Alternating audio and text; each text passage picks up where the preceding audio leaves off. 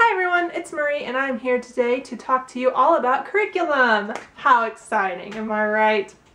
Alright, so it doesn't seem that exciting, the word curriculum, but if you're a music educator or really any educator, it's really important to know what the curriculum is at your school, and it's also good to have your own definition of what you believe curriculum to be. So let's just get started.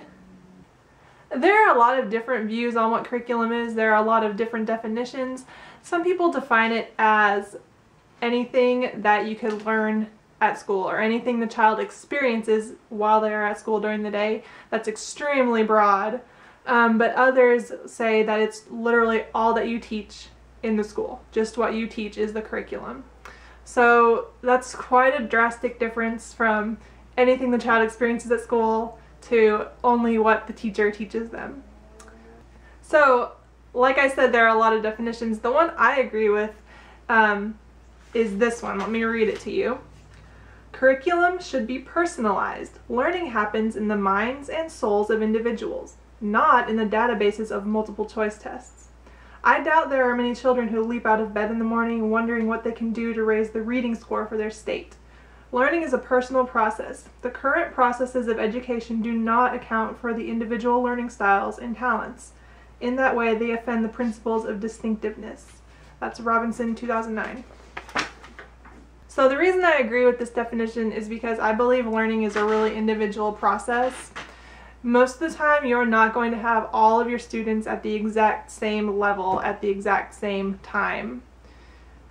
Especially in a music class, you're going to have kids who can barely play their B-flat scale and kids who can play every single scale you've thrown at them so far. And that's why it's very important that you don't have a curriculum that expects them all to be at the same place, because you're just setting them up for failure if they can't, if a kid can't catch up to where the others are, he's going to become more and more discouraged and eventually want to quit band or become a behavior problem even. Another reason I really like this is because I think it fits really well into music education. Music is definitely an activity of the mind and the soul, and it's usually a very personal process for most people. And like I said before, it's really uncommon to come across any band or choir, orchestra, general music class where all students are playing and singing and reading music at the same ability level. Usually most kids are going at their own pace, which, like I said before, is perfectly fine. They need to progress at a rate that is acceptable for them. Obviously you don't want them only playing their B-flat scale by the end of their first year of band, but you as the teacher need to meet them where they are and then help bring them up. And if you're using a curriculum or following a curriculum that says you have to move on at a certain time, that kid's going to get discouraged and you're going to lose students who could have had a really great experience with music, but they got discouraged and quit. And that's a far too common occurrence. While I really like this definition of curriculum and this perspective on it, it does have some limitations, most notably the idea that you need to personalize your curriculum for every single student.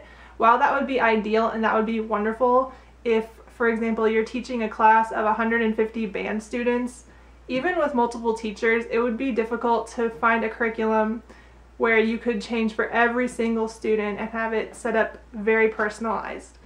That would be ideal and that would be, the perfect world, but that's really a difficulty and something that most teachers wouldn't be able to accomplish. So the past 3 years I was teaching in the public schools and I was being evaluated under the Danielson model, which, if you don't know, it has 4 different domains that teachers need to match criteria in. It's a lot of work.